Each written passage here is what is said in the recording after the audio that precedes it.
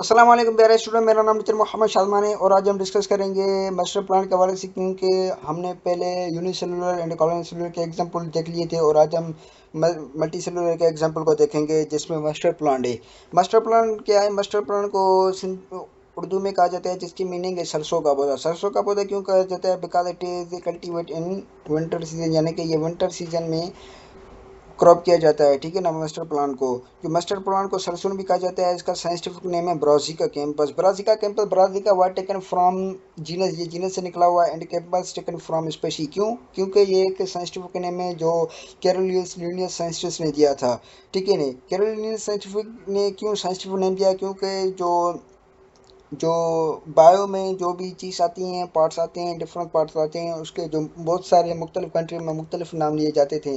तो साइंसदानों ने क्या किया, तो उसको एक ही नाम दिया ताकि मुख्तलिफ कंट्रीज उसको एक ही नाम से पुकारे। जैसे कि आम में, आम को उर्दू में क्या बोला जाता है? आम ही बोला जाता है। इंग्लिश में मैंगो बोला जाता है। हिंदी में और कुछ बोला जाएगा, और ये सराइकी में और कुछ बोला जाता है, बलूची में और कुछ बोलेंगे, यानी कि इंग्लिश में और कुछ बोलेंगे, यानी कि मुख्तलिफ कंट्रीज में मुख्तलिफ इसके नाम होंगे। तो साइंटिफिक ने क्या किया, इससे मैंगो को एक साइंटिफिक नाम दिया जिसका नाम क्या है? मेगा फरांडिका। मेगा फरांडिका क्यों दिया? बिकॉज ये एक साइंटिफिक नेम है, ताकि अगर मैं यहाँ बोलूँगा मेगा फरांडिका तो मुख्तलिफ कंट्रीज समझ जाएगी ये आम के बारे में डिस्कस कर रहा है, मैंगो के बारे में। ठीक है ना स्टूडेंट। तो साइंटिफिक नेम कॉमन करने के लिए दिया गया मुख्तलिफ कंट्रियों के लिए। ये मल्टी सेलुलर ऑर्गेनाइजेशन है क्योंकि ये कंसिस्ट ऑफ मेनी सेल्स पे, मैंने पहले ही आपको क्या it is example of multicellular organisation.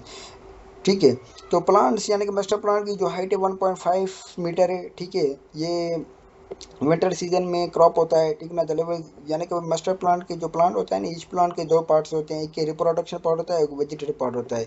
Vegetable part में क्या आता है? वेजिटेबल पार्ट में रूट आता है, स्टीम आती है, एंड लीव्स आते हैं। ठीक है। ये जो जो रूट है इनसाइड द अर्थ है, अर्थ के अंदर मौजूद होते हैं, रूट लेवल, इसको भी हम क्या कहते हैं? That is vegetative part.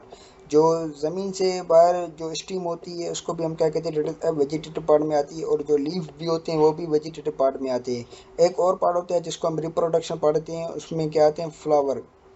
Reproduction part क्या कहते हैं? क्यों कहते हैं फ्लावर में? क्योंकि ये आपस में इंटरब्रीडिंग या वगैरह पॉलिनेजर वाला अमल करके, एक्शन करके ये दूसरे भी पौधे बना सकते हैं, दूसरे दूसरे भी फ्लावर्स में कन्वर्ट हो सकते हैं। इसकी वजह से हम इसको क्या कहते हैं? Reproduction part. अगर आप रूट को काट देंगे, ठीक है, तो ये रूट फिर से नहीं होगा, यानी कि अपनी डिवीजन नहीं कर सकेगा, अपनी रिप्रोडक्शन नहीं कर सकेगा, क्योंकि ये वेजिटेटिव पार्ट है। अगर लीफ को आप काटेंगे, लीफ खत्म हो जाएगा, यानी कि लीफ उसी जगह पे दूसरा लीफ नहीं आ सकेगा, क्योंकि ये एक रिप्रोडक्शन, यानी कि क्योंकि वेजिटेटिव पार्ट। अगर आप फ्लावर को काट देंगे, फ्लावर फ्लावर अपने बच्चे दूसरे भी एक जैसे बना सकते हैं, क्योंकि ये एक reproduction part. Reproduction vegetative part में ये डिफरेंस है। ठीक है ना स्टूडेंट। तो रिप्रोडक्शन पार्ट में क्या आता है? फ्लावर आता है। ठीक है। फ्लावर येलोइश कलर होते हैं, इसको हम क्लोरोप्लास्ट भी कह सकते हैं। क्लोरोप्लास्ट क्योंकि ये क्लोरोफिल होता है, यानी कि क्रोमोप्लास्ट और लीकोप्लास्ट और क्लोरोप्लास्ट प्लास्टिड्स होते हैं, यानी कि मुख्तलिफ टाइप्स होते हैं प्लांट्स के। ठीक है। यानी कि प्लांट्स के जो कलर्स होते हैं, मुख्तलिफ टाइप ऑफ कलर्स होते हैं। एक होता है क्लोरोप्लास्ट जो ग्रीन कलर्स पाए जाते हैं, यानी कि जो लीफ होता है वो क्लोरोप्लास्ट होता है, क्योंकि ये एक ग्रीन का ग्रीन स्ट्रक्चर होता है। ठीक है।